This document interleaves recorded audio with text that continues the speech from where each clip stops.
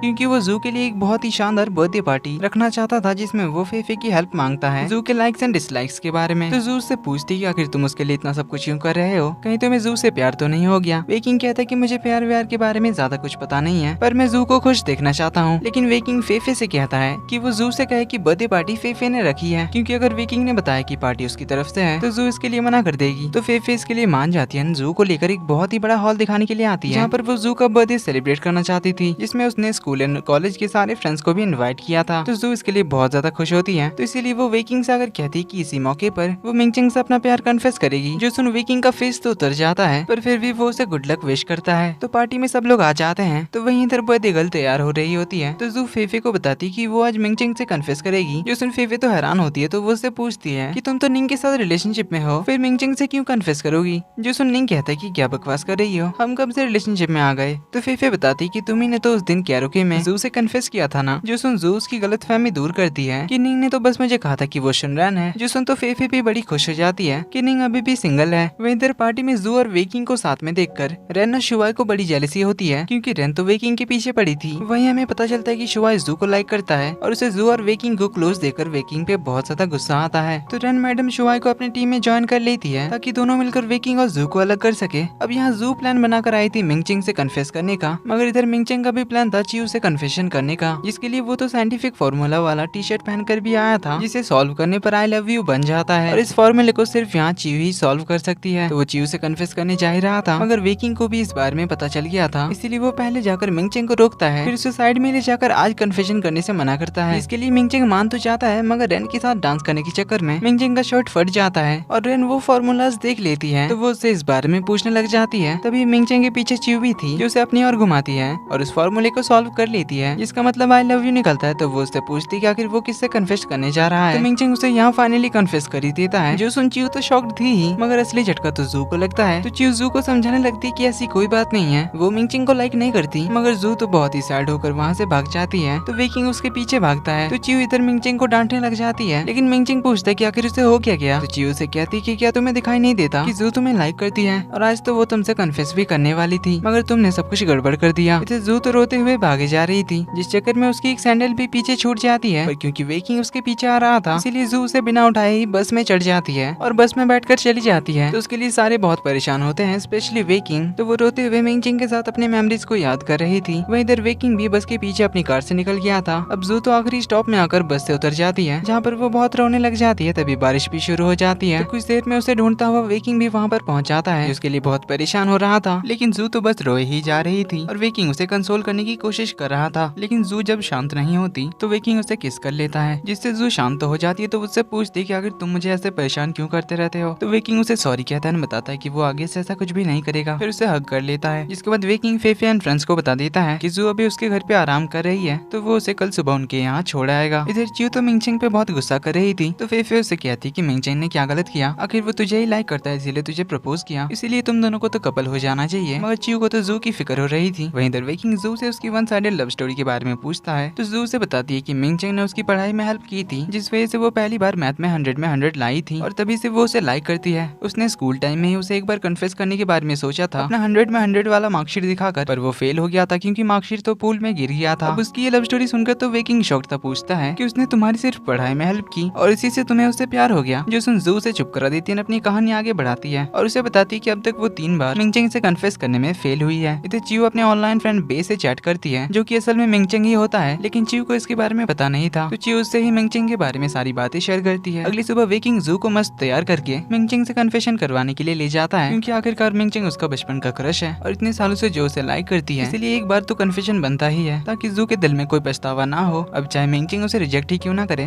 पर इससे जू के लिए मूव ऑन करना भी इजी हो जाएगा। इसके लिए वेकिंग उसे उसका लेटर देता है जो उसने होटल से मंगा लिया था। अब इसे देख जू तो काफी सरप्राइज्ड होती है, तो उससे पूछती है कि तुमने तो कहा था कि तुम्हारे पास नहीं है। वेकिंग कहता है कि मैंने वहाँ से मंगा लिया था। तो जू पूछती है तुमने इससे पढ़ा तो नहीं। तो वेकिंग झूठ कह देता है कि उसने नहीं पढ़ा। तो जू जाकर मिंगचिंग से कन्फेस करती है, मगर मिंगचिंग तो उसे अपनी बहन ही मानता है और वो लाइक तो अभी चियो को करता है। इसलिए मिंगचिंग उसे कहता है कि तुम हमेशा मेरे लिए मेरी छोटी बहन रहोगी। तो फाइनली अब जू को कोई पछतावा नहीं था, तो वो मिंगचिंग को चियो के लिए गुड लक विश करती है और वहाँ से आने लगती है। तभी जू अपने लेटर में कुछ करेक्शंस नोटिस करती है जो कि वेकिंग ने किया था, यानी कि उसने लेटर पढ़ लिया था। तो जू को अपने साथ वेकिंग की मेमोरीज भी याद आती है। वहीं उसे ये बात भी समझ आ जाती है कि मिंगचिंग ने उसे हमेशा से ही अपनी छोटी बहन माना है। तो फाइनली वो मूव ऑन कर जाती है और लेटर को फाड़ के उड़ा देती है। देन घर लौटने पर जू का सारे लोग मिलकर अच्छे से वेलकम करते हैं। वहीं चियो जू को सॉरी कहने लगती है, तो जू कहती है इसकी कोई जरूरत नहीं है, हम लोग फ्रेंड्स थे और हमेशा फ्रेंड्स रहेंगे। वहीं जू वेकिंग का भी थैंक यू करने के लिए चाहती है, उसे कन्फेशन के लिए एनकरेज करने के लिए। देन उसे अपने सैलरी के पैसे भी दे देती है, क्योंकि वेकिंग ने उसके डैड का कर्जा जो उतार दिया था। तो जू कहती है क्योंकि अब हम दोनों फ्रेंड्स हैं, इसीलिए मैं थोड़ा थोड़ा ही सही मगर तुम्हारे पैसे रीपे कर दूंगी। इसके बाद निंग जू को उसका बर्थडे गिफ्ट देता है, जो कि होता है निंग की सारे पेंटिंग्स का ओनरशिप उसने जू के नाम कर दिया था। जो देख जू तो शॉक्ड होती है, पर वो उसे लेने से मना करती है। तो निंग कहता है अगर तुमने एक्सेप्ट नहीं किया तो मैं आपसे पेंटिंग कभी नहीं करूंगा। जो सुन जू काफी इमोशनल हो जाती है। देन शुनरन की यानी कि हमारे निंग की आर्ट एग्जीबिशन थी, जहाँ पर सूजी भी आई थी, जो निंग को देखते ही रह गई थी। तो जू उन दोनों का इंट्रो कराती है। तो जू निंग को ये भी बताती है कि इन्होंने ही मुझे तुम्हारे पेंटिंग में छुपे रन नाम के बारे में बताया था। जो सुन निंग तो हैरान था, तो उससे पूछता है कि क्या हम पहले कभी मिल चुके हैं। इस पर सूजी नहीं में जवाब देती है, लेकिन निंग को वो कुछ जानी पहचानी लगती है, इसलिए वो उनसे पूछता है कि क्या आप निंगरैन को जानते हैं। इस पर सूजी मना करके वॉशरूम का बहाना कर चली जाती है, लेकिन निंग को तो अभी भी वो कुछ जानी पहचानी ही लगती है। इधर वॉशरूम में हम देखते हैं कि सूजी के पास निंग और रैन के बचपन के फोटोज थे। देन हमें एक फ्लैशबैक से पता चलता है कि रैन तो असल में एक लड़की थी जो निंग के साथ ही ऑर्फनेज में रहती थी, मगर लड़की होने की वजह से रैन को कोई अडॉप्ट नहीं कर रहा था, इसीलिए रैन ने अपने बालों को काट कर बॉय जैसा बिहेव करने लगी। तभी उसकी मुलाकात गुमसुम रहने वाले निंग से हुई, जिसे वहाँ के दूसरे बच्चे बहुत बुली किया करते थे, इसलिए रैन ने हमेशा निंग को ऑर्फनेज में प्रोटेक्ट किया। इस तरह से रैन उसका पहला दोस्त एंड बड़ा भाई जैसा बना, जिस पर निंग ट्रस्ट करता था। तो निंग के अडॉप्शन के बाद रैन यानी कि अभी जो सूजी है, उसे एक बहुत ही बड़ी business tycoon family snow family ने अडॉप्ट किया, जिससे वो रैन से सूजी बनी। मगर सूजी अभी भी युनमा आर्ट्स और शुनरन आर्ट गैलरी के शेयर्स खरीदने में लगी हुई थी। तो आगे पता चला कि निंग को जो ऑर्फनेज में प्रोटेक्ट किया करती थी वो तो सूजी थी। इधर जू को अपने रास्ते से हटाने के लिए रैन शुआई से कहती है कि अभी तुम्हारे पास मौका है जू को अपना बनाने का। तो शुआई जब जू की पोर्ट्रेट बना रहा था, तब जू तो बैठे बैठे सो जाती है। तो शुआई आकर उसे किस करने की कोशिश करता है, मगर उससे पहले ही वेकिंग वहाँ पर पहुँच जाता है और शुआई को वार्निंग देते हुए कहता है कि अगली बार से अगर उसने ऐसा कुछ भी किया तो वेकिंग से बुरा उसके लिए और कोई नहीं होगा। देन वो जू को लेकर चला आता है, जहाँ जू अब वेकिंग के ट्रीटमेंट में हेल्प करेगी कहती है, इसीलिए वेकिंग उसे डॉक्टर चेन से मिलाने के लिए ले जाता है, जहाँ डॉक्टर चेन उसे वेकिंग की पूरी कंडीशन के बारे में बताती है। तो जू उनसे पूछती है कि अभी वो उसकी कैसे हेल्प कर सकती है। तो डॉक्टर चेन उसे बताती है कि क्योंकि तुम्हें टच करने पर वेकिंग की बॉडी पे एलर्जिक रिएक्शंस नहीं होते, जिसका मतलब है कि वो तुम्हें ट्रस्ट करता है, इसलिए तुम तुम जितने उसके करीब रहोगी वेकिंग के ठीक होने के चांसेस उतने ही ज्यादा हैं। और वैसे भी ये कोई बीमारी नहीं है, बस एक साइकोलॉजिकल कंडीशन है जो वेकिंग के डैड के डेथ के बाद से ही वेकिंग में ट्रिगर हुआ। तो जू उनसे पूछती कि अब उसे क्या करना होगा। तो डॉक्टर चन बताती है कि सबसे पहले तुम्हें वेकिंग के लाइफस्टाइल को चेंज करना होगा। तो जू अगले सुबह से ही लग जाती है काम पर, वेकिंग को जल्दी से उठाने लग जाती है, मगर वेकिंग तो दरवाजा ही नहीं खोल रहा था। तो जू हमेशा की तरह पीछे के रास्ते से एंट्री मारती है और फटाफट उसे रेडी होकर बाहर आने के लिए कहती है। जहाँ जू से अब से क्या रूल्स फॉलो करने हैं वो सब कुछ बताती है, लाइक उसे लोगों से कितनी दूरी मेंटेन करके चलना है, लोगों से किस तरह से इंटरेक्ट करना है, किन किन लोगों के करीब जाना है। देन वो वेकिंग के लाइक्स एंड डिसलाइक्स के बारे में पूछती है और स्पेशली वो किन चीजों से हेट करता है, जिस पर वेकिंग अंकल, शुआई और बिल्ली का नाम बताता है। तो जू उससे पूछती है कि आखिर शुआई और बिल्ली ने तुम्हारा क्या बिगाड़ा, लेकिन वेकिंग इस सवाल को इग्नोर कर देता है। जिसके बाद वेकिंग ऑफिस के लिए निकलता है, जहाँ उसे पता चलता है कि उसकी मॉम ने उनके सारे शेयर अंकल के नाम पे ट्रांसफर कर दिए हैं और अब अंकल यूनमा आर्ट गैलरी का सबसे बड़ा शेयर होल्डर बन गया है। लेकिन तभी सूजी उसे कॉल करके मिलने के लिए बुलाती है, जहाँ पर अंकल भी आया हुआ था। तो यहाँ सूजी अंकल और वेकिंग को बहुत ही बड़ा झटका देते हुए बताती है कि अब वो बन गई है यूनमा आर्ट गैलरी का सबसे बड़ा शेयर होल्डर, क्योंकि उसके पास 35% शेयर है, वहीं अंकल के पास 33 और वेकिंग के पास 32%, जिससे अंकल भी बहुत ही ज्यादा शॉक्ड होता है। और अब यूनमा आर्ट गैलरी का क्या करना है वो सब कुछ सूजी संभालेगी। इवन वो वेकिंग से ये भी कहती है कि वो तो उसकी मॉम को डायरेक्टर की पोजीशन से भी निकाल सकती है। तो सूजी वेकिंग से कहती है कि वो शुनरन के ज्वेलरी डिजाइन के साथ कोलैबोरेट करना चाहती है, जिससे वो अपनी कंपनी के साथ शुनरन के एक्सक्लूसिव ज्वेलरी डिजाइन से लॉन्च करना चाहती है। तो अगर वेकिंग इस कोलैबोरेशन के लिए मानता है तभी उसकी मॉम की डायरेक्टर पोजीशन रहेगी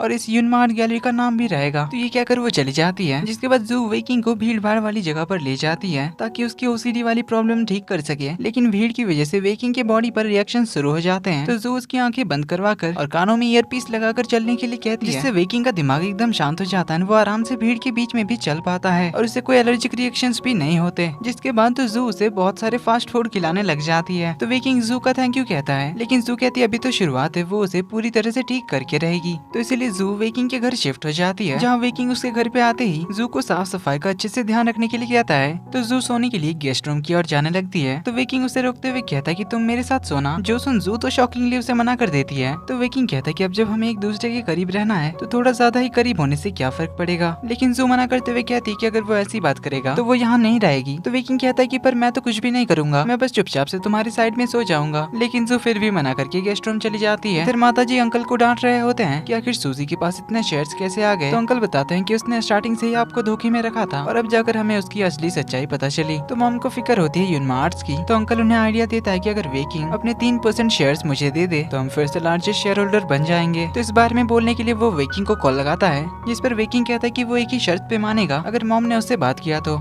इधर वेकिंग तो रात के 3 बजे तक गेम खेल रहा था, जिसकी आवाज सुन जू से बात करने के लिए आती है। तो वेकिंग उसे भी अपने साथ गेम खेलने के लिए कहता है, लेकिन जू को तो सोना था इसलिए वो वापस जाने लगती है। तो वेकिंग उसे रोकते हुए कहता है कि तुम मुझे कंपनी दो, क्योंकि मुझे रात को बहुत ही डरावने सपने आते हैं। हम दोनों यहीं पर सोफे पर सो जाते हैं, इससे तो तुम्हें कोई प्रॉब्लम नहीं होगा ना। पर जू फिर भी अपने रूम की ओर जाने लगती है। तो वेकिंग उससे कहता है कि अगर तुम अपने ब्लैंकेट लेकर यहाँ पर नहीं आई तो मैं तुम्हें भी चैन से नहीं सोने दूंगा और पूरी रात दरवाजा नॉक करूंगा। तो इसीलिए जू ब्लैंकेट लेकर आ जाती है और दोनों पहले की तरह सोफे पर ही सो जाते हैं। अगली सुबह जू वेकिंग को टास्क देकर जाती है कि उसे ऑफिस में पब्लिक एलिवेटर यूज करना होगा। वेकिंग कहता है तुम्हारे बिना मैं ये नहीं कर पाऊंगा, लेकिन जू कहती है कि मैंने तुम्हारे असिस्टेंट को कह दिया है सब कुछ, इसीलिए वो संभाल लेगा। देन जू और वेकिंग घर से बाहर आ जाती है। तभी वो देखती है कि घर के बाहर तो फे फेनिंग और ची उसकी खबर लेने के लिए आए थे कि कहीं वेकिंग उसे बुली तो नहीं कर रहा। लेकिन जू उन्हें समझाती है कि ऐसी कोई बात नहीं है। फिर वो अपना रिजल्ट लेने के लिए यूनिवर्सिटी चली जाती है। वहीं वेकिंग तो बड़ी हिम्मत करके पब्लिक एलिवेटर यूज करता है, मगर पहली बार उसे पब्लिक एलिवेटर यूज करता देख बाकी एम्प्लॉयज तो शॉक्ड थे, इसलिए वो लोग तो डर से बाहर आ जाते हैं। मगर वेकिंग उनमें से 2-3 को अंदर बुला लेता है, इवन उन्हें गुड मॉर्निंग भी विश करता है, जिससे तो पूरे ऑफिस में ये बात फैल जाती है। प्रेसिडेंट ने पहली बार हमें गुड मॉर्निंग कहा। वहीं शुआई जू को एक ट्रिप पे इनवाइट करता है, मगर जू तो काम का बहाना करके उसे मना करके वेकिंग के साथ स्कूटी में बैठकर चली जाती है, जो देख शुआई को बड़ा गुस्सा आता है वेकिंग पर। अब वेकिंग जू के साथ अपनी मॉम से मिलने के लिए आता है, जहाँ मॉम उसे उसके शेयर्स अंकल को ट्रांसफर करने के लिए कहती है। अब इसकी जगह वेकिंग उनसे कहता है कि आप अपने शेयर्स अंकल से वापस ले लीजिए, फिर मैं अपने शेयर्स आपको दे दूंगा। तो इसके लिए मॉम मान जाती है। तो वेकिंग का स्टार्टिंग से ही यही प्लान था कि सारे शेयर्स वो अपनी मॉम को वापस दिला सके। तो जू पूछते है फिर तुमने उन्हें सच क्यों नहीं बताया। तो वेकिंग कहता है कि अगर मैं उन्हें खुद ये बात बताता तो उल्टा फिर से वो मुझे गलत समझ लेती, कहीं मेरा इन सब में कोई प्लान तो नहीं है। जो सुन जू वेकिंग से काफी खुश होती है। इसके बाद जू से लेकर मूवी देखने के लिए जाती है ताकि वो ज्यादा देर तक भीड़ के बीच में रह सके, मगर वेकिंग ने तो अपने पास वाले बहुत सारे रोज के टिकट्स खरीद लिए थे, इसीलिए उसका आसपास पूरा खाली था। लेकिन जू ने अपने फ्रेंड्स को भी बुलाया था, पर वेकिंग ने उन्हें दूर बैठा दिया था, जिससे हमारी सुपर इंटेलिजेंट जू को डाउट हो जाता है वेकिंग पर। इसलिए वो घर आकर वेकिंग के बारे में जू से पूछने लग जाती है, मगर जू के कुछ भी बताने से पहले वो खुद ही समझ जाती है कि वेकिंग को किसी तरह की एलर्जी होगी, जिस वजह से ही वो हर वक्त मास्क और ग्लव्स पहनता है। जो सुन जू तो हैरानी हो जाती है, इसीलिए उसे अपने फ्रेंड्स को सब कुछ बताना पड़ जाता है कि उसे ह्यूमन टच से एलर्जी है, बस जू को छोड़कर। इसीलिए जू उसकी हेल्प कर रही है क्योंकि डॉक्टर ने उसे वेकिंग के करीब रहने के लिए कहा है, क्योंकि जितना ही वो दोनों एक दूसरे के क्लोज कांटेक्ट में रहेंगे उतने ज्यादा चांसेस है वेकिंग के ठीक होने का। तो इसमें फेफे और च्यू भी उसकी हेल्प करने के लिए तैयार थी अगर कभी उसे उनकी जरूरत पड़ी तो जू वेकिंग के साथ रूम में सोने के लिए तैयार हो जाती है ताकि इससे वेकिंग की कंडीशन में कोई सुधार आ सके। अब इससे वेकिंग तो काफी खुश होता है। वहीं जू ने साथ में सोने के लिए हाँ तो कर दिया था, मगर वो खुद ही बहुत ही ज्यादा नर्वस होती है, इसीलिए रूम में जाने से पहले हॉल की 2-4 चक्कर मार लेती है और चुपचाप बेड पर जाकर एक साइड में सो जाती है। तो वेकिंग भी दूसरे साइड सो जाता है, लेकिन वेकिंग जू से अपना हाथ देने के लिए कहता है ताकि वो उसका हाथ होल्ड करके सो सके, जिससे उसे डरावने सपने भी नहीं आएंगे। तो जू अपना हाथ आगे बढ़ाती है और वेकिंग उसका हाथ होल्ड करके सो जाता है। लेकिन जू तो काफी ज्यादा नर्वस हो रही थी, पर उल्टी गिनती करते हुए वो सो जाती है। लेकिन अगली सुबह जब उसकी नींद खुलती है तो वेकिंग तो मस्त अपना हाथ और पैर उस पर फैलाकर सो रहा था। तो जू जल्दी से उठने के चक्कर में गिर जाती है, फिर जल्दी से अपने फेस पर पानी मारने लग जाती है क्योंकि वो कुछ ज्यादा ही ब्लश कर रही थी। तो वेकिंग भी उठकर जल्दी से यहाँ पर आ जाता है। तो जू फटाक से बाहर भाग आती है, जिसके बाद जू वेकिंग को लेकर पब्लिक एलिवेटर में जाती है, जहाँ जू के साथ होने की वजह से वेकिंग को अब एलर्जिक रिएक्शंस नहीं हो रहे थे। तो इसी तरह दोनों साथ में हर जगह घूमने लग जाते हैं। जू वेकिंग को अपने साथ बहुत सारी भीड़ भाड़ वाली जगह ले जाती है। दोनों रात को आराम से साथ में सो जाते हैं, मूवीज देखने जाते हैं। तो इस तरह से साथ में बहुत सारा टाइम स्पेंड करने पर दोनों की बहुत ही अच्छी बॉन्डिंग बन जाती है और दोनों में अब किसी भी बात को लेकर ऑकवर्डनेस नहीं होती, बल्कि दोनों तो साथ में टाइम स्पेंड करके काफी ज्यादा खुश होते हैं। तो उन्हें देखकर च्यू और फेफे जू से कहते हैं कि तुम दोनों तो एकदम कपल्स की तरह बिहेव करते हो, कहीं तुम दोनों सच में डेट तो नहीं कर रहे। जू कहती है नहीं, तो ऐसी कोई बात नहीं है, हम दोनों तो बस क्लोज फ्रेंड्स हैं। तो ये दोनों कहते हैं कि लेकिन तुम दोनों की क्लोजनेस और हरकतें देखकर तो ऐसा ही लगता है कि तुम दोनों डेट कर रहे हो। क्या कर वो उसे उन दोनों की फोटोज दिखाती है जिनमें दोनों साथ में खाना खाने जाते हैं, मूवीज देखने जाते हैं, हाथों में हाथ डाले घूमने जाते हैं। जो देख जू कहती है कि इसमें क्या हुआ, हम लोग भी तो ऐसे ही साथ में घूमते फिरते हैं। तो च्यू कहती है कि लेकिन तुम्हारी आंखें तो कुछ और ही कह रही है, तुम जिस तरह से वेकिंग की केयर करती हो, उसे प्रोटेक्ट करती हो, वो तो हमारे से बहुत अलग है क्योंकि तुम उसे स्पेशल ट्रीट करती हो। लेकिन जू कहती है कि तुम लोग तो इस बात को कुछ ज्यादा ही खींच रही हो। तभी जू को वेकिंग का कॉल आता है जो उसे जल्दी से घर बुलाता है क्योंकि उसे भूख लगी थी। अब जू तो बहुत ही ज्यादा खुश होकर उसे कहती है कि वो अभी आती है और उसके लिए नूडल्स बना देगी। अब फेफे तो उसकी बातें फोन में रिकॉर्ड कर लेती है और जू को दिखाते हुए कहती है कि तुम खुद ही देख लो तुम कितनी ज्यादा खुश थी वेकिंग से बात करते हुए, जस्ट लाइक एक वाइफ उसके हस्बैंड से बात कर रही है ऐसा लग रहा था। जो देखकर जू को भी अब थोड़ा डाउट होता है। तो फेफे जू से डायरेक्टली पूछती है कि कहीं तुम वेकिंग को सच में लाइक तो नहीं करने लगी हो। अब इस पर जू थोड़ी कंफ्यूज होकर कहती है कि नहीं। तो देन पूछते फिर वेकिंग क्या तुम्हें लाइक करता है। जू इसमें भी शायद नहीं कहती है। तो फेफे कहती है तुम्हें इस बारे में पता लगाना चाहिए। लेकिन च्यू कहती है कि वेकिंग के फीलिंग्स के बारे में पता लगाने से पहले तुम्हें अपने फीलिंग्स के बारे में पता लगाना होगा कि आखिर तुम उसके लिए क्या फील करती हो। अब इससे जू तो सोच में पड़ जाती है। तो वो रात को सोने टाइम वेकिंग से पूछती है कि क्या तुम मेरे लिए कुछ अलग फील करते हो। वेकिंग पूछता है अचानक ये सवाल। जू कहती है हम दोनों इतने टाइम से साथ में हैं, तो क्या अब तुम मेरे लिए अलग फील करते हो। वेकिंग कहता है हाँ, मैं पहले से ज्यादा तुम्हें पसंद करता हूँ। जितना टाइम हम दोनों साथ में स्पेंड कर रहे हैं मैं तुम्हारे बारे में और अच्छे से जान रहा हूँ। अब ये सब सुन जू तो शर्मा नहीं लग जाती है। तो वो दूसरे साइड मुड़कर अपने आप से कहती है कि शायद वेकिंग मुझे लाइक करता है। तभी वेकिंग उसे अपने साइड करता है और उसका हाथ होल्ड करके सो जाता है, जिससे जू तो काफी नर्वस होकर भी ब्लश कर रही थी और अगली सुबह तो वो सोते हुए भी बहुत मुस्कुरा रही थी। तो वेकिंग उसकी एक फोटो खींच लेता है, दिन उसे उठाकर फोटो दिखाकर स्माइल करने का रीजन पूछता है। अब जू तो सपने में अपनी और वेकिंग की शादी होते हुए देख रही थी, जिससे जू तो बहुत ज्यादा ब्लश करते हुए वहाँ से भाग जाती है। पर उसे तो बार बार अपना सपना ही याद आ रहा था जिसमें वेडिंग डे पर वेकिंग ने जू को किस किया था।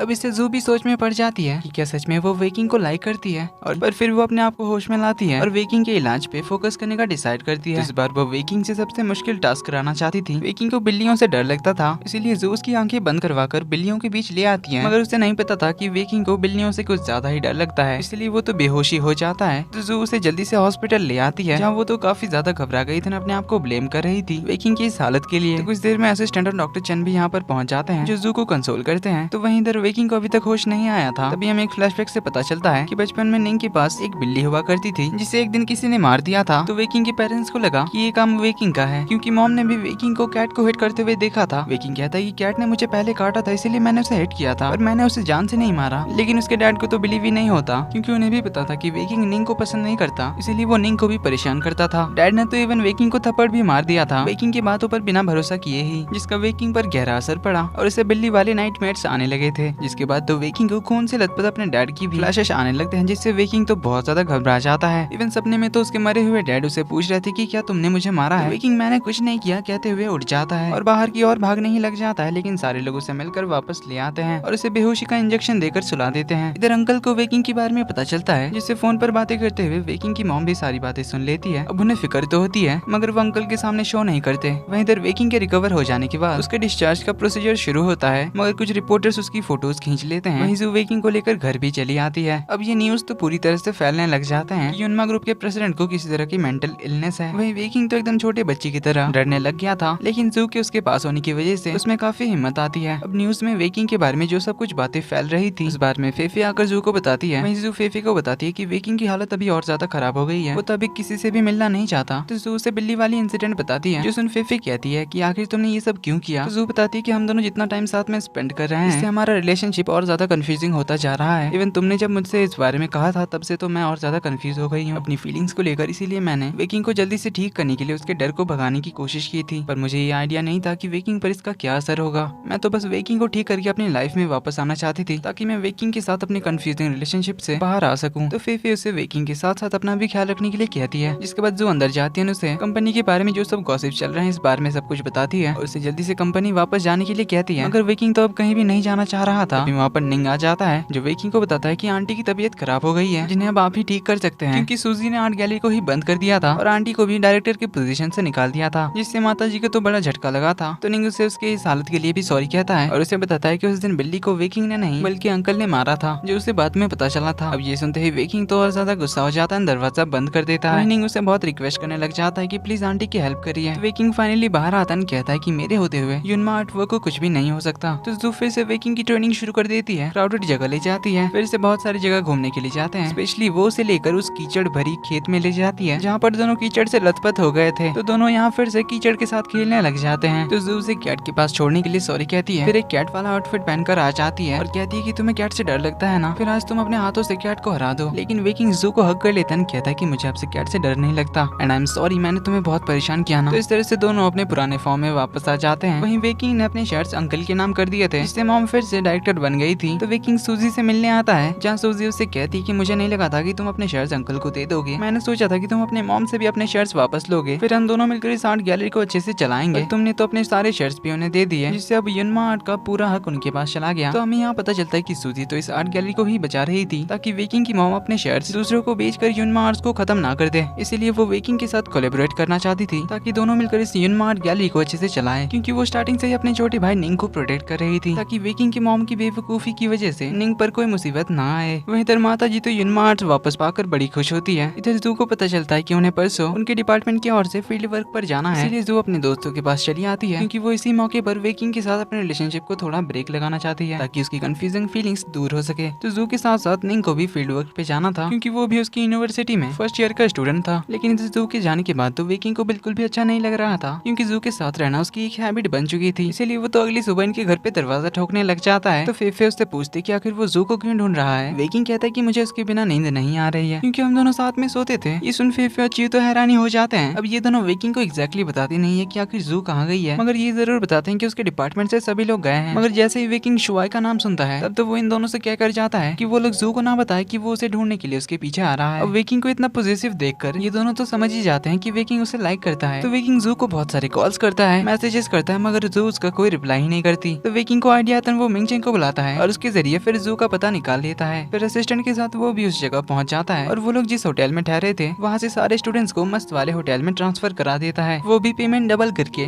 जिस बारे में होटल वाले उन्हें नहीं बताते, बस कहते हैं कि उनके होटल की एनिवर्सरी ऑफर चल रही है, जिससे जू तो अपने रूम में आकर बड़ी खुश होती है। मगर तभी वहाँ पर वेकिंग आ जाता है, जिसे देखकर वो तो शॉक्ड हो जाती है। देन वो समझ जाती है कि वेकिंग ने मिंगचेंग के जरिए उसका पता लगाया। तो वेकिंग पूछता है कि आखिर तुम मुझे बिना बताए यहाँ कैसे आ गई। जू कहती है मैं बस तुमसे थोड़ा सा दूर रहना चाहती थी, क्योंकि मेरी वजह से तुम्हारी हालत खराब हो गई थी, इसलिए मैं नहीं चाहती थी कि मुझसे आगे कोई भी गलती हो, और वैसे भी मुझे थोड़ा रिलैक्स करना था, इसीलिए मैं यहाँ पर आ गई। वेकिंग कहता है ठीक है, फिर मैं भी तुम्हारे साथ यहाँ पर रिलैक्स करूंगा। इस पर जू से मना करते हुए कहती है कि अभी तुम्हें कुछ दिनों तक डॉक्टर चैन से ही ट्रीटमेंट करानी चाहिए। तो वेकिंग कहता है पर तुमने मुझे प्रॉमिस किया था कि तुम मेरी ट्रीटमेंट में हेल्प करोगी। जू कहती है वो तो मैं हेल्प करूंगी, पर अभी मुझे थोड़ा सा स्पेस चाहिए, फिर मैं जल्दी से तुम्हारी ट्रीटमेंट में हेल्प करूंगी। वेकिंग पूछता है जल्दी से क्यों। जू कहती है जितनी जल्दी तुम्हारी कंडीशन ठीक हो जाएगी हम दोनों अपनी अपनी नॉर्मल लाइफ जी सकते हैं। तो वेकिंग पूछता है कि क्या मुझे ट्रीट करने में तुम्हारी लाइफ लाइफ इफेक्ट हो रही है। जू कहती है थोड़ी सी हो रही है, जिसके लिए वेकिंग उसे सॉरी कहता है। तो जू अभी उसे घर जाने के लिए कहती है क्योंकि अभी उसके सारे क्लासमेट्स यहाँ पर हैं, इसीलिए उसका यहाँ रहना ठीक नहीं होगा। तो वेकिंग दूसरे रूम में रुक जाएगा कहता है। तो वो जू के कमरे से निकल ही रहा था कि तभी उसे दरवाजे पर निंग और शुआई मिलते हैं। सीन कट होता है, सभी लोग मिलकर खाना खाने के लिए जाते हैं। अब यहाँ वेकिंग को अच्छा तो नहीं लग रहा था, पर वो जू को इन दोनों के साथ नहीं छोड़ना चाहता था, इसलिए ना चाहते हुए भी वो वहाँ का खाना खाने लग जाता है। जू से यहाँ से होटल जाने के लिए कह देती है, मगर वेकिंग तो जाने का नाम ही नहीं लेता। एनीवे उन दोनों के सामने ही कह देता है कि मुझे तुम्हारे साथ रहना है, जो सुन जू से अपने साथ बाहर ले जाती है और उससे पूछने लग जाती है कि आखिर तुम इतना जिद क्यों कर रहे हो। वेकिंग कहता है कि क्योंकि तुम्हें अभी मेरा ट्रीटमेंट करना है। तो जू वेकिंग से कहती है कि मुझे अभी हम दोनों का रिलेशन समझ नहीं आ रहा, क्या हम दोस्त हैं या फिर तुम पेशेंट और मैं तुम्हारे लिए डॉक्टर का काम कर रही हूँ, या फिर हम दोनों प्यार में हैं। वेकिंग तो साफ कह देता है कि हम दोनों में सिर्फ पेशेंट और डॉक्टर वाली रिलेशनशिप है। तो जू उससे पूछ लेती है कि क्या तुम मेरे लिए स्पेशल फील नहीं करते। वेकिंग कह देता है नहीं तो मैं तो बस तुम्हें अपना दोस्त मानता हूँ। देन उससे पूछता है कि कहीं तुम मेरे लिए स्पेशल फील तो नहीं करती। इस पर जू तो हाँ कह देती है। अब ये सुन वेकिंग तो वहाँ से चला जाता है। वही जू तो थोड़ा अपसेट हो जाती है। देन हम वेकिंग को देखते हैं जो अकेले ड्रिंक कर रहा था, क्योंकि अभी वो थोड़ा पछता रहा था जू को सिर्फ फ्रेंड बताकर, क्योंकि वेकिंग को इससे पहले कभी प्यार नहीं हुआ, इसीलिए उसे प्यार वाली फीलिंग के बारे में कुछ भी पता ही नहीं है, जिस वजह से वो भी अपनी फीलिंग्स को लेकर कंफ्यूज था। तभी एक शीली नाम की लड़की आती है, उससे बात करने लग जाती है। तो उसे अपसेट देखकर वो उसका रीजन पूछती है। तो वेकिंग उसे अपने और जू के बारे में सब कुछ बताता है और उसे अपनी एलर्जी के बारे में भी सब बताता है। तो शीली उसे टच करती है, जिसके बाद भी वेकिंग को कोई एलर्जी नहीं होती। तो वेकिंग से पूरी कहानी सुनने के बाद शीली उसे बताती है कि जू की वजह से ही तुमने दूसरों पे ट्रस्ट करना सीखा है, तो जरूर वो तुम्हारे लिए भी स्पेशल होगी। तो शीली के साथ बात करके वेकिंग का भी कंफ्यूजन दूर हो जाता है और फाइनली वो भी समझ जाता है कि वो जू को लाइक करता है। इधर मिंगचिंग और चियो में भी सब कुछ ठीक हो जाता है। तो जू फील्ड वर्क से घर वापस आ जाती है। तो वेकिंग भी जू को लेकर डॉक्टर चेन के पास जाता है, उसके ट्रीटमेंट में आगे उन्हें क्या करना होगा इस बारे में जानने के लिए। तो डॉक्टर चेन उन्हें एक वेकेशन के लिए एक रिसोर्ट जाने के लिए कहते हैं, जहाँ पर वेकिंग का ट्रीटमेंट अच्छे से हो सकता है। तो जू भी इसके लिए मान जाती है। देन घर आकर वो चियो को बताती कि वो एक और वेकेशन के लिए जाने वाली है। वही निंग भी आकर बताता कि वो अपनी आंटी के साथ घूमने के लिए जाने वाला है और फेफे भी एक बिजनेस ट्रिप के लिए जाने वाली थी। अब बच जाती है चियो, जिसे उसका ऑनलाइन फ्रेंड बे यानी कि हमारा मिंगचिंग मैसेज करके मिलने के लिए बुलाता है, जहाँ पर दोनों फेस टू फेस गो का मैच खेलेंगे। अब इससे चियो भी काफी ज्यादा एक्साइटेड हो जाती है, स्पेशली अपने इंटरनेट फ्रेंड से मिलने के लिए। इधर अंकल ने तो फेफे को अपनी फेक गर्लफ्रेंड बनने का नाटक करने के लिए मना लिया था, क्योंकि उसने अपनी सिस्टर यानी कि वेकिंग की मॉम को बता दिया था कि फेफे उसकी गर्लफ्रेंड है। अब माता जी के साथ तो वहाँ पर निंग भी आ जाता है, जो फेफे को अंकल के साथ देखकर हैरान था। और जब अंकल बताता है कि फेफे उसकी गर्लफ्रेंड है, ये सुन निंग को तो बहुत ही ज्यादा गुस्सा आता है और जेलस भी होता है। अब अंकल और माता जी के जाने के बाद फेफे निंग को बता देती है कि वो तो बस नाटक कर रही है, पर निंग तो फिर भी उससे अपसेट हो जाता है। तभी वहाँ पर चियो भी आ जाती है। अब वो लोग एक दूसरे को देखकर तो हैरान थे। तो चियो बताती है कि वो यहाँ अपने एक फ्रेंड से मिलने के लिए आई है। देन हमें पता चलता है कि वेकिंग और जू भी यहीं पर आए हैं। अब वेकिंग तो उन सबको देखकर यहाँ से जाने लगता है, मगर जू उसे रोक लेती है। देन सब लोग अपनी अपनी टीम में बैठकर खाना खा रहे थे। तभी माता जी जू को बुलाती है। तो अंकल बार बार उससे वेकिंग और जू के रिलेशनशिप के बारे में पूछ रहे थे, जिसके जवाब में जू कुछ भी नहीं कह पा रही थी। तो अंकल वेकिंग की बुराई करने लग जाते हैं और कहते हैं कि तुम्हें तो उस जैसे प्ले बॉय से बचकर रहना चाहिए, बल्कि उसके बदले निंग के साथ तुम्हारी जोड़ी अच्छी बनेगी। तो जू माता जी से क्लियर करती है कि निंग तो बस उसके छोटे भाई जैसा है, उससे ज्यादा उनके बीच और कुछ नहीं है। पर अंकल तो फिर भी उसके पीछे पड़ जाते हैं, कहते हैं कि हो सकता है अभी कुछ नहीं है, मगर बाद में तो हो ही जाएगा। अब इतना सब कुछ सुनकर वेकिंग तो चुपचाप नहीं रह पाता, तो वो जाकर उनके सामने कह देता है कि जू मेरी गर्लफ्रेंड है। फिर जू से भी अपनी फीलिंग्स कन्फेस करता है कि वो उसे बहुत ज्यादा लाइक करता है, और ये कहकर तो सबके सामने ही उसे किस कर देता है। लेकिन तभी वहाँ पर रेन और शुआई भी पहुंच जाते हैं, और शुआई को ये देखकर तो बहुत ज्यादा गुस्सा भी आता है, लेकिन जू तो वहाँ से भाग जाती है। तो वेकिंग भी उसके पीछे जाता है। वहीं इधर फेफे भी माता जी को सच बता देती है कि वो अंकल की गर्लफ्रेंड नहीं है। तो अंकल उससे बात करने लगा था, लेकिन निंग जाकर अंकल को भगा देता है। इधर वेकिंग जू के पीछे उसके रूम तक जाता है, मगर जू दरवाजा बंद कर देती है। तो वेकिंग का हाथ दरवाजे पर आ जाता है, इसीलिए जू उसे रूम के अंदर ले आती है। तो जू उससे पूछती है आखिर तुमने मुझे सबके सामने किस क्यों किया। तो वेकिंग कहता है क्योंकि मैं तुम्हें लाइक करता हूँ। तो जू पूछती है पर तुमने तो पिछली बार कहा था कि हम सिर्फ फ्रेंड्स हैं। तो वेकिंग कहता है कि तब मैं अपनी फीलिंग्स को लेकर कंफ्यूज था, पर अब मैं श्योर हूँ कि मैं तुम्हें बहुत ज्यादा लाइक करता हूँ। तो जू कहती है कि तुम्हारी वजह से अब मैं कंफ्यूज हो गई हूँ, इसीलिए मुझे अब थोड़ा टाइम चाहिए। तो वेकिंग कहता है कि तुम्हें जितना टाइम लेना है तुम ले सकती हो, मुझे कोई जल्दी नहीं है क्योंकि तुम तो मेरे साथ ही रहोगी। जिसके बाद जू रेसिंग करने के लिए चली जाती है, जहाँ कुछ देर में निंग और वेकिंग भी आ जाते हैं, मगर वेकिंग और निंग के रेसिंग कार्स आपस में टकरा जाते हैं। तभी वहाँ पर माता जी भी पहुँच गई थी, जो ये देखकर वेकिंग को ही डांट रही थी कि आखिर तुमने निंग के कार को टक्कर क्यों मारी। वेकिंग को पता था कुछ भी बोलने से कोई फायदा नहीं है, इसीलिए वो रेस कंप्लीट करने के लिए चला जाता है। तो निंग माता जी को बताता है कि सीनियर ने मुझे जानबूझकर टक्कर नहीं मारा, ये तो बस एक एक्सीडेंट था। पर मॉम तो निंग को लेकर चली जाती है। अब उस एक्सीडेंट से वेकिंग को भी लगा था, तो जू उसकी मसाज कर देती है। फिर वेकिंग को शर्टलेस देखकर जू तो शर्मा नहीं लग गई थी। अब जू अपने फ्रेंड्स के साथ कैंप फायर में जाने वाली थी, तो वेकिंग उसे शुआई से दूर रहने के लिए कहता है। तो जू ठीक है कहकर चली जाती है। इधर अंकल तो फेफे को छोड़कर दूसरी लड़की पटा लेते हैं, तो हमारी फेफे फिर से सिंगल हो जाती है। तो वो अपने फ्रेंड से अपने लिए एक भरोसेमंद बॉयफ्रेंड ढूंढने के लिए कहती है। तभी निंग आ जाता है, तो ये दोनों निंग का नाम सजेस्ट करते हैं। तो निंग भी उसे कहता है कि तुम मुझ पे भरोसा कर सकती हो। अब निंग ने डायरेक्टली कन्फेस तो नहीं किया, पर हिंट जरूर दे दिया था कि वो फेफे को लाइक करता है। वहीं इधर विलन टीम यानी कि रेन और शुआई जू और वेकिंग को अलग करने के फिराक में ही होते हैं, इसीलिए रेन वेकिंग के रूम में चली जाती है और फिर छुप कर उसका दरवाजा नॉक करती है। वेकिंग के पूछने पर कि बाहर कौन है, रेन तो जू की आवाज में ही बोलने लग जाती है। तो वेकिंग दरवाजा खोल देता है तो रेन जाकर उससे चिपकने ही लग जाती है, मगर इससे वेकिंग को फिर से एलर्जिक रिएक्शंस होने लगते हैं, क्योंकि वो तो रेन को बिल्कुल भी पसंद नहीं करता। अब एलर्जी देखकर रेन तो डर जाती है, तो वेकिंग उसे और डराते हुए कहता है कि ये एलर्जीज फैल जाती है जो भी इन्हें टच करता है। जो सुन रेन तो पतली गले से निकल लेती है। वहीं च्यू को अपने ऑनलाइन फ्रेंड का मैसेज आता है कि वो उससे कल मिलने आने वाला है, जो सुन च्यू भी बहुत खुश हो जाती है। वहीं इधर वेकिंग रेन की बात बताकर जू के साथ मस्त उसका मजाक उड़ाते हैं, लेकिन इधर विलन पार्टी का तो कुछ और ही प्लान था। वो लोग वेकिंग और उसके मॉम के नफरत का यूज करना चाहते थे, क्योंकि अब हमारी रेन मैडम को वेकिंग से बदला लेना है उसे बार बार रिजेक्ट करने के लिए। इसलिए रेन शुआई को एक अननोन नंबर से वेकिंग बनकर निंग को मैसेज करके पहाड़ी जंगल में बात करने के लिए बुलाने के लिए कहती है। तो शुआई ऐसा ही करता है, वो वेकिंग बनकर निंग को मैसेज करके जंगल में बुलाता है, तो निंग उधर चला भी जाता है। तो इनके प्लान के हिसाब से शुआई वेकिंग जैसे कपड़े पहनकर आ जाता है, जिसका इरादा था निंग को ढलान वाली जगह से नीचे गिराने का। इधर जू ठंडी में रहने की वजह से बीमार पड़ गई थी, तो वेकिंग उसकी केयर करने लग जाता है। तो जू उसे च्यू के पास से दवाई लाने के लिए कहती है, तो वेकिंग जू को किस करके चला जाता है। वहीं इधर मिंगचेंग आ जाता है च्यू के पास, तो च्यू से पूछती कि आखिर वो यहाँ क्या कर रहा है। मिंगचेंग कहता है मैं यहाँ बहुत ही इंपॉर्टेंट काम से आया था, पर इससे पहले वो च्यू से एक गो का मैच खेलने के लिए कहता है। तो मैच खेलते हुए च्यू समझ जाती है कि वही बे है जो इतने दिनों से उसके साथ ऑनलाइन पे चैट कर रहा था। अब ये जानकर च्यू सरप्राइज तो नहीं होती, लेकिन उसे ये काफी ज्यादा मजेदार लगा। इधर निंग के आने पर वो पीछे से शुआई को देखकर ही पहचान जाता है, ये वेकिंग नहीं है, पर इससे पहले वो उसका चेहरा देख शुआई उसे धक्का मार देता है, जिससे निंग लुढ़कते हुए नीचे गिर जाता है, जिससे उसके पैर पर तो बहुत बड़ा कट लग जाता है और उसके सर पे चोट भी लगती है। इधर रेन जाकर जू को बता देती है कि उसने अभी वेकिंग और निंग को फाइट करता हुआ जंगल की ओर जाते हुए देखा, तो जू जल्दी से उन्हें ढूंढने के लिए चली जाती है। वहीं इधर मिंगचिंग तो च्यू को शादी के लिए प्रपोज कर देता है, जिसे च्यू एक्सेप्ट कर लेती है, क्योंकि अब उसे मिंगचिंग की कंपनी काफी ज्यादा मजेदार लगती है। वहीं इधर जू को निंग दिख जाता है, लेकिन नीचे उतरने के चक्कर में वो भी फिसल कर गिर जाती है। तो वो निंग के पास आती है और हेल्प के लिए चिल्लाने लग जाती है, क्योंकि वो अपना फोन लेकर नहीं आई थी और निंग का फोन कहीं गिर गया था। तो निंग जू को बताता है कि उसे वेकिंग बनकर किसी और ने मैसेज किया था और जिसने उसे धक्का मारा वो वेकिंग नहीं था, क्योंकि उसका सीनियर उसे नफरत करता है मगर कभी उसे खुद हर्ट नहीं कर सकता। इवन निंग तो बस वेकिंग से माफी मांगना चाहता था। बचपन से लेकर आज तक उसकी वजह से वेकिंग को कितना कुछ झेलना पड़ा। इवन निंग की वजह से ही वो अपने मॉम डैड से दूर होता गया, इसीलिए वो बस जू से यही बात कह रहा था कि उसे बस वेकिंग से माफी मांगनी है। इधर वेकिंग एंड फ्रेंड्स को फेफे से पता चलता है जू और निंग दोनों ही अपने रूम से गायब है। अब मॉम को निंग की काफी फिक्र हो रही थी, तो वेकिंग मॉम को प्रॉमिस करता है कि वो निंग को सही सलामत वापस ले आएगा। फिर वो सभी उन दोनों को ढूंढने के लिए निकल जाते हैं, जहाँ जंगलों की ओर आते हुए फेफे को रिसोर्ट का रूम की मिलता है, इसे वेकिंग पहचान लेता है क्योंकि ये उसी का रूम की था। तो वो लोग समझ जाते हैं कि जू इसी और गई है, तो दोनों उसे ढूंढते हुए आगे चले जाते हैं, जहाँ वो लोग उन दोनों को ढूंढ लेते हैं। तो फेफे कहती है वो निंग को लेकर जाएगी, तो वेकिंग जू को उठाकर चला जाता है। जाते हुए जू वेकिंग को सब कुछ बताती है कि बेहोश होने से पहले निंग बस तुम्हारा नाम लेकर तुमसे माफी मांगे जा रहा था, क्योंकि वो बार बार कह रहा था कि उसकी वजह से ही तुम अपने पेरेंट्स से दूर हो गए। तो निंग को थोड़ी होश आती है, तब भी वो सॉरी ही कहे जा रहा था। तभी फेफे एक पत्थर से टकराती है, तो दोनों नीचे गिर जाते हैं। तो उन्हें ढूंढते हुए जियांग और च्यू भी वहाँ पहुँच जाते हैं, तो वो लोग मिलकर निंग को जल्दी से हॉस्पिटल पहुँचाते हैं। निंग का ट्रीटमेंट हो जाता है, मगर अभी तक उसे होश नहीं आया था। वही मिंगचिंग और च्यू उनकी शादी के बारे में बताते हैं, जो सुन सारे फ्रेंड्स तो उनके लिए बहुत खुश होते हैं। तभी वहाँ पर माता जी भी आ जाती है, जो निंग की हालत देखकर काफी परेशान होती है। तो जू एंड फ्रेंड्स उन्हें बताती है कि निंग अभी ठीक है और उसे थोड़ी देर में होश आ जाएगा। तो वेकिंग अपनी मॉम से डैड के बारे में बात करने के लिए बाहर बुलाता है, जहाँ पर वेकिंग उनसे पूछता है कि आखिर मेरे डैड की मौत कैसे हुई थी। मॉम कहती है तुम्हें तो पता ही होगा, तुम तो वहीं पर थे। तो वेकिंग बताता है कि मुझे उस दिन का कुछ भी याद नहीं है, पर आज तक मुझे उनकी डेड बॉडी खून से लथपथ सपने में दिखाई देती है, जो पिछले 10 सालों से बार बार मेरे सपने में आते हैं। तो मॉम समझ जाती है कि वेकिंग ने भी उतना ही झेला है जितना उन्होंने। तो मॉम बताती है कि तुम्हारी पापा को कैंसर था, जो आखिरी स्टेज पर थे, पर उन्होंने इलाज कराने से मना कर दिया क्योंकि वो तुम्हें सुधारना चाहते थे। और वेकिंग अकेला यूएस में रहता था, इसीलिए वो वहाँ पे बहुत ज्यादा बिगड़ गया था, जिस वजह से उसके फादर को उसकी बहुत ही फिक्र होती है। इसीलिए वो वेकिंग को सुधारने के लिए अमेरिका चले आए थे और यहाँ उसकी मॉम और निंग थे। पर निंग को अडॉप्ट करने की वजह से ही वेकिंग और ज्यादा रिबेलियस हो गया था और अपने डैड की कोई बात नहीं मानता था, जिससे उसके डैड की तबीयत और ज्यादा खराब होती गई। मगर वो तब भी वेकिंग को ही सुधारने में लगे हुए थे। पर मॉम वेकिंग से इसीलिए नाराज थी क्योंकि उसने अपने डैड का ख्याल नहीं रखा, जिसकी लापरवाही की वजह से उनकी मौत हो गई। अब मॉम भी वेकिंग के डैड के डेथ के बारे में नहीं बताती कि आखिर उनकी मौत कैसे हुई, लेकिन अब मॉम समझ गई थी कि वेकिंग ने भी इतने सालों तक उनकी जितना ही पेन सहा, बल्कि उससे कहीं गुना ज्यादा, क्योंकि मॉम ने भी उसका साथ छोड़ दिया था। तो यहाँ माँ बेटी का मेल फिर से हो जाता है। तो जू वेकिंग को कंफर्ट करती है, जिसके बाद हमारे दोनों पेशेंट अपने अपने बेड पर होते हैं। निंग को होश आता है, तो पहले वो उसके पास बैठी फेफे को सॉरी कहता है कि उसे निंग को कैरी करना पड़ा, फिर उसे थैंक यू कहता है। तो फेफे कहती है वैसे तुम काफी भारी थे और तुम्हें उठाने में मेरी हालत भी खराब हो गई थी, लेकिन इससे पहले फेफे उसे और कुछ कहती, निंग उसे सीधे किस कर देता है। अब अचानक इस साइड शांत माहौल सुनकर जू और वेकिंग पर्दा हटाते हैं, तो वो देखकर शॉक्ड होते हैं कि दोनों तो किस कर रहे हैं। तो वेकिंग उन्हें डिस्टर्ब करना छोड़ जू को भी किस करना शुरू कर देता है, जिसके बाद ये सभी रिसोर्ट से चेकआउट करने की तैयारी में लग जाते हैं। जहाँ से आते हुए जू को शुआई मिलता है। जू को पता चल गया था कि वेकिंग बनकर निंग को उसी ने बुलाया बताया था, जिसके लिए वो शुआई पे काफी गुस्सा करती है और उसे ये भी बताती है कि निंग ने भी तुम्हें माफ कर दिया, पर आगे से ऐसा कुछ भी करने का सोचना भी मत। शुआई बताता है कि वो तो बस चाहता था कि वे किंग तुमसे दूर हो जाए क्योंकि उसे बीमारी है जो दूसरों पे फैलती है। जू कहती है वो तो बस झूठ था जो वे किंग ने रेन से कहा था उससे पीछा छुड़ाने के लिए। तभी वहाँ पर वे किंग आता है। तो यहाँ हमें पता चलता है कि शुआई का असली रीजन क्या था वे किंग से नफरत करने का, क्योंकि उसे लगता था कि वे किंग ने उसका फर्स्ट लव उसे छीन लिया, जो कि वे किंग की ही एक्स गर्लफ्रेंड्स में से एक थी। तो वे किंग उसे सच बताता है कि वो लड़की तो असल में एक गोल्ड डिगर थी जो मेरे पीछे सिर्फ पैसों के लिए पड़ी थी, लेकिन पैसे देने के बाद भी उसने मेरा पीछा नहीं छोड़ा और उसने तो मुझे सुसाइड करने का भी धमकी दिया अगर मैं उससे नहीं मिला तो अब समझ जाओ वो कैसी लड़की थी और मैंने उसे तुमसे छीना है या नहीं। इसके बाद वो जू के साथ डॉक्टर चेन के पास जाता है जहाँ पर वो हिप्नोसिस के लिए तैयार हो जाता है, क्योंकि उसे उस दिन के बारे में याद करना था कि आखिर उसके डैड की डेथ कैसे हुई। तो डॉक्टर चेन उस पर हिप्नोटिज्म यूज करती है, जिससे वे किंग उस रात में चला जाता है जहाँ उसने हमेशा की तरह डैड से झगड़ा किया था, फिर गुस्से से घर छोड़कर ड्रिंक करने के लिए चला गया था, फिर काफी रात में नशे में वापस आया। तब उसके डैड ने उसे काफी डांटा, लेकिन वे किंग ने कुछ खास ध्यान नहीं दिया और अपने रूम जाकर सो गया। मगर उसके घर के बाहर कुछ टूटने की आवाज से वो जग गया। तो वो जैसे ही चेक करने के लिए अपने रूम का दरवाजा खोलने चाहता है तब दरवाजा बाहर से लॉक हो गया था। तब उसने अपने पापा को बहुत बुलाया लेकिन उनसे कोई रिप्लाई नहीं मिला। तब वो खिड़की से नीचे कूदकर घर के अंदर आया। तब उसने खून से लथपथ पैरों के निशान देखा, जिसके खत्म होते ही उसके डैड सीढ़ियों के ऊपर खून से लथपथ दिखे जिनकी मौत हो चुकी थी। तो वे किंग ने उन्हें गले लगाकर बहुत रोया। तो वे किंग हिप्नोसिस से भी बाहर आकर काफी ज्यादा रोता है और कहता है कि अगर मैं उस दिन ड्रिंक करके नहीं आता और अगर मैं दरवाजा खोल पाता तो शायद मैं पापा को बचा सकता था। ये कहकर वो बहुत रोने लगता है। तो जू उसे कंसोल करती है। इसके बाद जू अपने दोस्तों को इन सब के बारे में बताती है। तो चीयू उसकी बातों से पॉइंट आउट करती है कि अगर उस दिन दरवाजा अंदर से लॉक नहीं था फिर तो जरूर बाहर से किसी ने जानबूझकर दरवाजा लॉक किया था कि वे किंग बाहर ना आ सके और वो सेफ रहे। तो ऐसा करने वाले सिर्फ वे किंग के फादर ही हो सकते हैं। तो निंग वे किंग से बात करने के लिए जाता है, जहाँ वो उसे बताते हैं कि आपके फादर तो आपसे बहुत ज्यादा प्यार करते थे, बस वो आपको दिखाना नहीं चाहते थे। इवन उन्होंने तो कई बार मेरे सामने आपकी तारीफ भी की थी, पर मेरे आने के बाद अंकल और आंटी का ध्यान मुझ पर ज्यादा हो गया, इसलिए आई एम सॉरी। मेरी वजह से आप और ज्यादा रिबिलियस बन गए, मगर फिर भी अंकल और आंटी को हर वक्त आपकी ही चिंता लगी रहती थी, इसलिए अंकल आपके पास आ गए थे। पर मेरा कोई इरादा नहीं था आपके पेरेंट्स को आपसे दूर करने का, बल्कि मैं तो आप सबके साथ अच्छे से रहना चाहता था। पर मेरी कभी हिम्मत नहीं हुई आपसे अच्छे से बात करने की, क्योंकि मैं बहुत डरता था कि आप मुझे घर से बाहर निकालना दो। पर अंकल की मौत की सारी डिटेल्स के बारे में यूएस के पुलिस स्टेशन में फाइल्स होंगी जिन्हें हम चेक कर सकते हैं। तो फाइनली वे किंग निंग को माफ कर देता है और उसे थैंक यू कहता है ये सब बताने के लिए। जिसके बाद जू को वो उसके डैड का लेटर दिखाता है, जिसमें वे किंग के डैड ने जो प्यार वे किंग के लिए कभी नहीं दिखाया वो लिखकर बताया था, और ये भी बताया था कि वो वे किंग को लेकर बहुत ही ज्यादा स्ट्रिक्ट थे, क्योंकि वो वे किंग को सुधारना चाहते थे। इसीलिए वो हर वक्त निंग के साथ उसका कंपैरिजन करते रहते थे ताकि इससे वे किंग अपना हर काम अच्छे से करे। मगर उन्हें नहीं पता था कि इसका उल्टा हो जाएगा और वे किंग और ज्यादा रिबिलियस हो जाएगा। अब डैड ने ये बात भी समझ लिया था कि वे किंग को आर्ट तो पसंद है मगर ड्राइंग करना नहीं पसंद था, पर वो बिजनेस माइंडेड था क्योंकि उसने यूएस से बहुत सारे प्रॉफिट्स बनाए थे। इसीलिए डैड चाहते थे कि वही कंपनी को चलाएं, क्योंकि उन्हें और उसकी मॉम को बिजनेस चलाने की नॉलेज नहीं थी। इसीलिए वो लोग उनके फ्रेंड्स पे डिपेंडेंट रहते थे। इसीलिए वो चाहते थे कि युनमा ग्रुप को वे किंग संभाले और मॉम का ध्यान रखे। देन उन्होंने अपने कैंसर के बारे में बताया था, पर वो मौत से नहीं डरते थे, वो तो वे किंग को खोने से डरते थे। पर मरने से पहले वो वे किंग को एक बार लास्ट हग करना चाहते थे और बताना चाहते थे कि वो उसे बहुत प्यार करते हैं, जिसके बाद वो शांति से दुनिया छोड़ के जा सकते थे। पर ये लेटर पाने के बाद काफी देर हो चुकी होगी, लेकिन एक बात याद रखना, तुम्हारे डैड तुमसे हमेशा बहुत प्यार करते हैं और करते रहेंगे। देन लास्ट में लिखा था कि मॉम को ये लेटर मत दिखाना और मेरे जाने के बाद ज्यादा दुखी मत होना। तो वे किंग फिर से बहुत ही इमोशनल हो जाता है, क्योंकि उसने अपने डैड को कभी प्यार से गले नहीं लगाया। इसके बाद वे किंग अमेरिका जाने के लिए निकलता है अपने डैड के केस के बारे में पता करने के लिए। वहीं वो जू से कहता है कि उसे अमेरिका से आने के बाद जू का ऑफिशियल जवाब जानना है, क्योंकि जू ने अभी तक उसे कन्फेस नहीं किया था। तो दोनों एक दूसरे का ख्याल रखने के लिए कहते हैं। तो वे किंग अमेरिका के लिए निकल जाता है। वहीं दशवाइज जू से मिलने के लिए आता है, जो उसे बताता है कि उसने अमेरिका के कॉलेज में अप्लाई किया था और अपने साथ उसने जू के भी ड्राइंग सबमिट किए थे। तो वो लोग जू की पेंटिंग्स में इंटरेस्टेड थे, इसीलिए जू को बस एक लैंग्वेज टेस्ट पास करना होगा, जिसके बाद उसका फुल स्कॉलरशिप के साथ अमेरिका के कॉलेज में एडमिशन हो जाएगा। जू कहती है कि उसने तो कभी अब्रॉड स्टडी के बारे में नहीं सोचा था। तो शिवाई कहता है कि ये तुम्हारे लिए बहुत ही अच्छी अपॉर्चुनिटी है, तो मेरे ख्याल से तुम्हें इस बारे में एक बार सोचना जरूर चाहिए। तो जू कहती है वो सोचे कि इस बारे में। इधर मिंगचिंग और चिव की शादी हो जाती है, जिसके बाद सारे फ्रेंड्स आफ्टर पार्टी में मिलते हैं, जहाँ पर सभी तो चिव और मिंगचिंग के लिए काफी खुश होते हैं, जिन्हें देख फेफी का भी बड़ा मन होता है शादी करने का। पर निंग अभी लीगली मैरिज की एज का नहीं हुआ था, इसीलिए उन्हें वेट करना पड़ेगा। तो वहीं जू उन्हें अपने अमेरिका जाने के बारे में बताती है। तो वो बताती है कि उसके लिए एक बहुत ही अच्छी अपॉर्चुनिटी है अपने पैशन को फॉलो करने की, क्योंकि इसके साथ फुल स्कॉलरशिप मिलेगी। तो सारे फ्रेंड्स उसके लिए खुश तो होते हैं, लेकिन सैड भी थे कि जू जाने वाली है। तो फेफे पूछते कि क्या उसने इस बारे में वेकिंग को बताया। इस पर जू कहती है उसने अभी तो नहीं बताया, क्योंकि अभी तक जू श्योर नहीं है कि वेकिंग के लिए उसके दिल में जो फीलिंग्स है वो सच में प्यार है या नहीं। तो सारे फ्रेंड्स मिलकर उसे बताने लग जाते हैं कि प्यार में आप कैसे फील करते हो। अब जू वेकिंग को काफी देर से मैसेज कर रही थी, पर वेकिंग की ओर से कोई रिप्लाई नहीं आ रहा था, क्योंकि वेकिंग अभी अपने डैड के केस के बारे में पता लगा रहा था, जिससे वेकिंग और हमें भी पता चलता है कि डैड का तो खून हुआ था। तो उस रात के फ्लैशबैक से पता चलता है कि दो चोर उनके घर में चोरी करने के लिए घुस गए थे, जिन्हें जब वेकिंग के डैड रोकने की कोशिश करते हैं तो उन चोरों में से एक के पास गन होती है जो उन्हें शूट कर देता है। फिर वो लोग वेकिंग के रूम रूम की ओर जा रहे थे तो डैड बड़ी मुश्किल से सीढ़ियों से ऊपर उठते हैं चोरों को रोकने के लिए और वेकिंग को बचाने के लिए, मगर इस चक्कर में चोर उन्हें एक और गोली मार देता है। लेकिन डैड ने इससे पहले ही वेकिंग के दरवाजे के बाहर एक चेयर को अटका दिया था, जिस वजह से दरवाजा बाहर से लॉक हो गया था और वेकिंग दरवाजा नहीं खोल सका था। अब ये जानकर तो वेकिंग बहुत ही ज्यादा सैड एंड इमोशनल हो जाता है कि उसके डैड ने अपने आखिरी सांस तक वेकिंग को प्रोटेक्ट किया। जिसके बाद वेकिंग अपने डैड की मेमोरीज को याद करता है कि किस तरह से वो हर रोज उसके लिए खाना बनाकर रखते थे, मगर वेकिंग ने कभी उनके साथ बैठकर खाना नहीं खाया। वेकिंग अपने डैड को इमेजिन करके हक करता है और उनसे हर चीज के लिए सॉरी कहता है। तो वेकिंग कुछ और दिन यहीं पर रुकना चाहता था, जिस बारे में वो असिस्टेंट को बताता है। तो असिस्टेंट बताता है कि जू आपके बारे में पूछ रही थी। वेकिंग कहता है कि उसे बोल देना कि मैं अभी बिजी हूँ और अभी कुछ दिनों तक मैं अकेला रहना चाहता हूँ, इसलिए मेरा कॉन्टेक्ट नंबर भी किसी को मत देना। तो असिस्टेंट ऐसा ही करता है। जू को बताता है कि बॉस अभी कुछ दिनों तक नहीं आने वाले हैं और अभी तक हमारे पास उन्हें कॉन्टेक्ट करने का कोई नंबर नहीं है, जैसे ही मुझे मिलता है तो मैं आपको दे दूंगा। तो जू कहती है कहीं उसका इरादा वहीं पर सेटल होने का तो नहीं है, जो उसके पास मेरे से बात करने का भी टाइम नहीं है। तो जू इधर लैंग्वेज टेस्ट का एग्जाम दे देती है, जिस बीच उसे वेकिंग का भी ख्याल आता है कि उसने अभी तक वेकिंग को इस बारे में नहीं बताया। मगर कुछ ही दिनों में असिस्टेंट जू के पास आता है और उसे अमेरिका का फ्लाइट टिकट देता है, जो कि वेकिंग की ओर से था। अब वेकिंग ने तो कहा था कि वो कुछ दिनों बाद लौट आएगा, मगर अब तो महीने भी बीत चुके थे, मगर जू का वेकिंग के साथ कोई कांटेक्ट ही नहीं हुआ था। इसीलिए जू वेकिंग से इन सब के बारे में पूछना चाहती थी। तो वो अपने फ्रेंड से मिलने के बाद अमेरिका के लिए निकल जाती है, जहाँ पर वो इतनी आसानी से वेकिंग के सामने जाना नहीं चाहती थी, क्योंकि वेकिंग ने जितना उसे सताया है इसीलिए ये भी उसे उतना ही तड़पाना चाहती है, ताकि वेकिंग खुद ही आकर उससे पहले मिले। इसीलिए वो छुपकर वेकिंग को फॉलो करने लगती है, मगर वेकिंग तो उसे पहली बार ही पहचान लेता है कि जू ही उसे फॉलो कर रही है और वो भी जानबूझकर उसके सामने नहीं आता। तो जू वेकिंग के घर के सामने ही एक होटल में रहने लगती है और हर रोज छुपकर वेकिंग को फॉलो करने लगती है, जिसके बारे में वेकिंग को पता होता है, मगर वो भी जो चल रहा है वही चलने देता है, क्योंकि दोनों ही एक दूसरे का वेट कर रहे थे कि दोनों पहले एक दूसरे के पास आए बात करने के लिए। तो इसी तरह दोनों का कुछ दिन